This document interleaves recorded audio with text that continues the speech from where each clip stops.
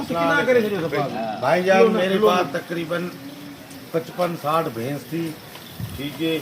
मेरे पास तकरीबन 12-13 मन दूध था ना।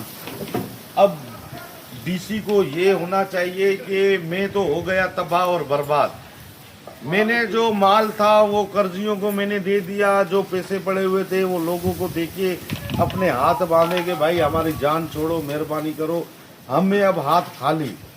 अब जे डीसी को होगी थोड़ी दूसरे फार्मरों की बचाने की कोशिश तो डीसी बचाएगा, अगर नहीं तो बराए मेहरबानी डीसी साहब हम तो तबाह हो गए, ये बाड़ा खाली पड़ा हुआ है ना। ये बयान में हल्फिया बयान दे रहा हूँ, कसम खा के बयान दे रहा हूँ। मैंने माल अपना कर्जियों को दे दिया, जो कर्जा था मेरे ऊपर ना। फिर 10 लाख की भैंस आई, 5 लाख की भैंस आई।